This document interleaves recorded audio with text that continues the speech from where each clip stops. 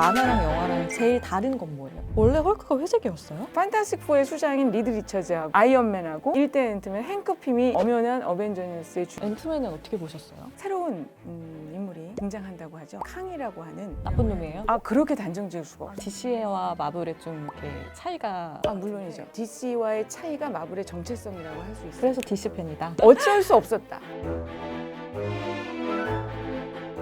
덕후들과 함께 브랜드 매력을 사유하는 입덕사유. 이번엔 마블입니다. 1억 명. 지금까지 마블 영화 본 우리나라 누적 관객 수. 1인당 연평균 관람 횟수도 세계 최고라는데요. 오늘 만나볼 분은요. 마블 영화는 물론 뿌리가 되는 만화까지 모두 통달하셨고 마블로즈라는 학문까지 만들고 대학에서 강의까지 하는 교수님이라고 합니다. 안녕하세요. 안녕하세요. 김태리라고 합니다. 마블 편에 덕후님으로 나오셨으니까 네. 나는 마블의 어떤 덕후다. 저는 마블을 사랑하는 인문학자입니다.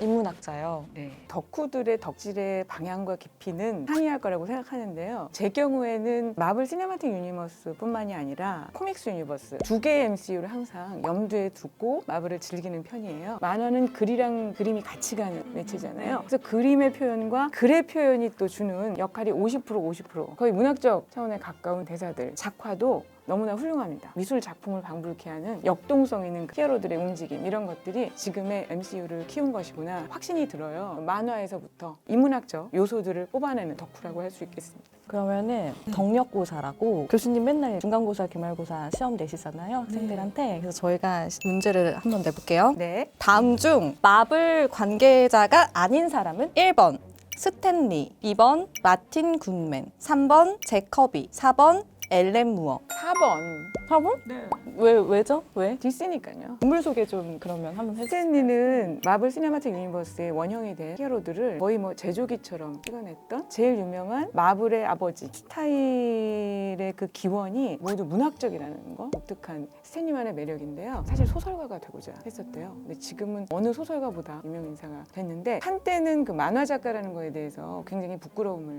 느낀 적도 있다. 숨기고 싶었다. 문학 편력이 심했던 작가입니다. 스탠리가 만들어낸 마블 캐릭터들을 보면 닥터 스트레인지, 스파이더맨, 판타스틱4, 헐크, 토르 스탠리 작품이고. 예, 다 스탠리 작품. 캡틴 아메리카 작업에도 젊은 시절 참여했었고요. 보조해주던 작화가가 제컵이었어요. 그래서 그 두 커플, 스탠리와 제컵이 마틴 굿맨, 마블의 전신이라고 할 수 있는 타임리 코믹스의 창시자. 거기에 나왔던 세 분 모두는 초기 마블의 창시자라고 할 수 있겠습니다. 그러면 앨런 무어는 앨런 무어는 영국 작가인데요. 너무나 훌륭한 시나리오 작가죠. 제가 정말 좋아하는 시나리오 작가입니다. DC 쪽에 속해 있고요. 영화로도 개봉됐었습니다. 스탠리의 경우는 보다 좀 대중적인 사랑을 받는 경우고 앨런 무어는 심오한 골수 팬들, 문학과 만화 경계를 두지 않는 독서가들의 아버지. 그러면은 교수님은 앨런 무어의 골수팬?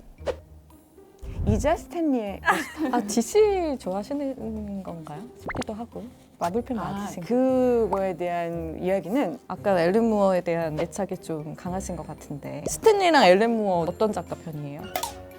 그 꼭 그 대답해야 되나요?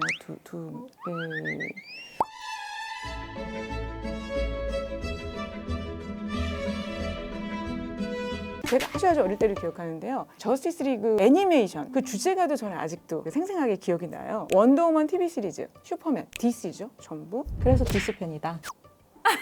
어쩔 수 없었다.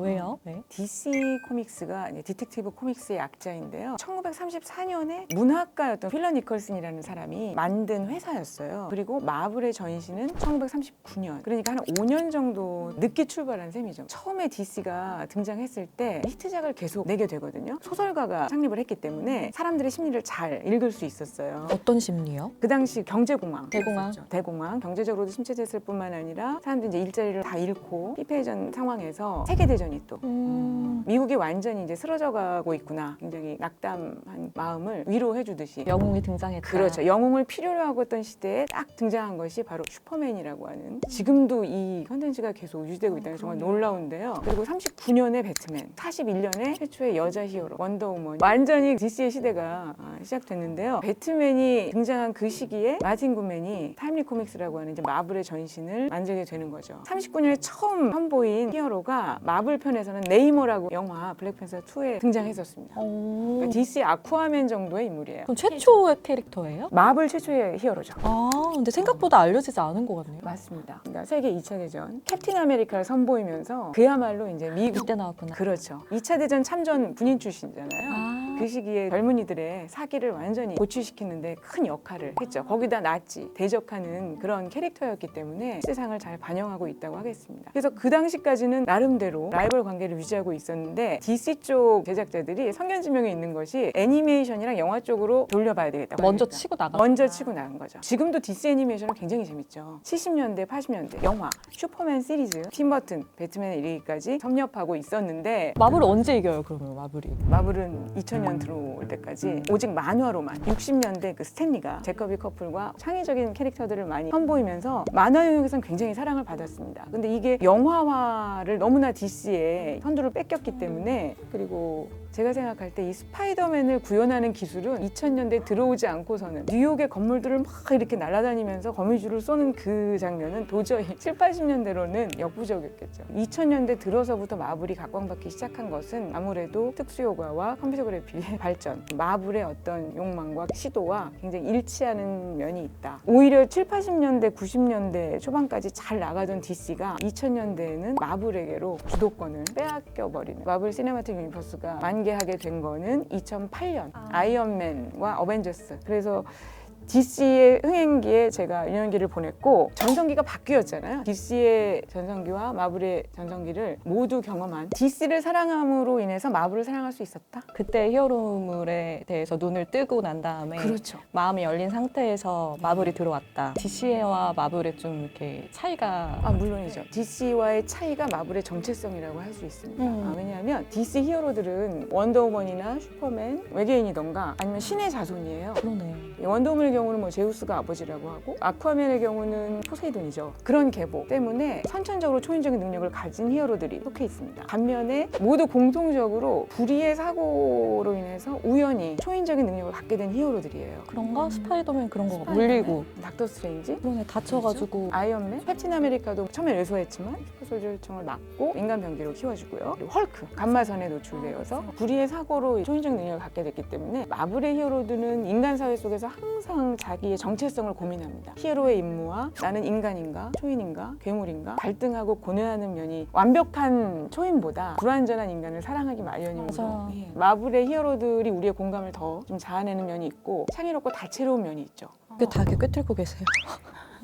그러면 이때 이제 이거다 싶어서 아니요. 마블 저는 코믹스까지 쭉 가신 거예요? 사실은 2000년대 초 프랑스 유학 시절에 스파이더맨 영화를 보게 됐었어요. 심취해 있었던 시기에 친구들이 그 코믹스 읽어본 적이 있냐 전부가 다 알고 있었어요. 추천 덕분에 제가 프랑스에서 코믹스를 접하게 됐습니다. 그리고 굉장히 큰 충격을 받았죠. 히어로 코믹스가 이렇게 심오하고 철학적이면서도 문학적일 수 있다는 거. 제가 가져와 봤는데 한번 히어로 만화에 심취하게 된 이후에 헌책방을 돌면서 옛날 만화나 잡지나 책 같은 것을 모으는 남다른 취미가 하나 있었는데요. 돌던 와중에 보물을 하나 보물이요? 발견했는데요. 마블의 초기 만화 스탠리가 처음 창조했을 때 초기 만화에 색을 입힌 독특한 옛날 버전이에요. 얘기 나눴던 네이머 1939년에 처음 등장했던 마블의 히어로 네이머의 모습이 네이머가 누구예요 여기서?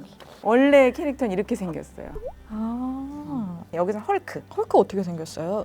원래 회색. 원래 헐크가 회색이었어요? 처음에 회색으로 출간을 하고자 했다고 해요. 스탠리가. 근데 이게 인쇄 기술이 굉장히 조악했기 때문에 구현이 안 된 모양이에요. 회색이요? 예, 회색이. 원래 딱 생각했던 색깔은 아니었던 것으로 나중에는 뭐 레드 헐크도 있고 또 쉬 헐크도 있고 여러 가지 색깔로 막 색깔을 헐크가 원래 회색을 생각했다니. 그 만화랑 영화랑 제일 다른 건 뭐예요? 일단 어벤져스에 속한 히어로들을 예로 들자면 판타스틱 4 코믹스에서는 엄연한 어벤져스의 주인공이고 영화에서는 아이언맨하고 브루스 배너가 연합을 해서 과학자로 어벤져스를 이끌잖아요. 코믹스의 세계로 오면 판타스틱 4의 수장인 리드 리처즈하고 아이언맨하고 1대 앤트맨 행크 핌이 3인방으로 담당하고 있어요. 울트론을 만든 것도 사실은 행크 핌하고 아이언맨입니다. 브루스 배너의 자리를 영화 세계로 빼오면서 역할 분담을 다르게 주고 있습니다. 지금 빼놓을 수 없는 게 오늘 개봉한 영화가 앤트맨이죠. 앤트맨은 어떻게 보셨어요? 정말 다릅니다. 만화 원작과 그래요? 예전 코믹스 마이클 마이클 더글라스가 맡았던 일대. 영화에서는 그런 부분이 잘 드러나지 않았는데 정신분열증을 앓고 있는 과격한 캐릭터예요. 제닛 반다인 부인이 있죠. 부부관계가 너무 안 좋았고 결국 이혼하게 됐고 훌륭한 과학자 이면에 있는 그림자를 대변하고 있는 캐릭터입니다. 이번 앤트맨 어떻게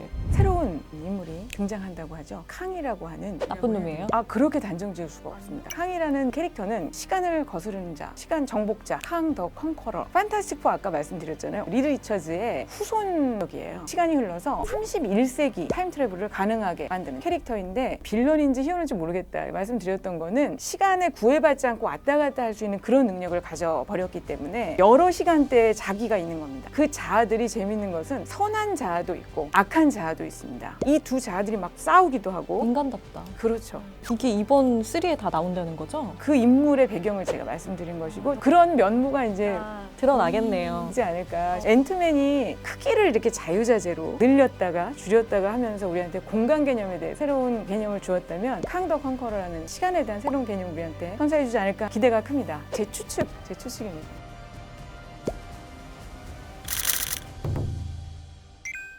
이제 엔드게임 이후로 마블 어려운 것 같지 않아요? 너무 복잡해졌어요, 사실은. 그 CG의 미망에 갇혀 있어요, 지금. 판했네. 안 되는 거죠. 스탠리도 하늘에서 보고 계실 거예요. 구체적인 대안을 하나 제시해드리고. 근데 신화가 정말 마블에 있어요? 페르세우스가 방패를 가지고 괴물의 목을 쳤다. 그것이 상징하는 바와 캡틴 아메리카가 하이드라라고 하는 그 조직과 맞서는 닥터 스트레인지는 마법사 멀린 굉장히 흥미로운 게 악마들의 세계에서 어느 날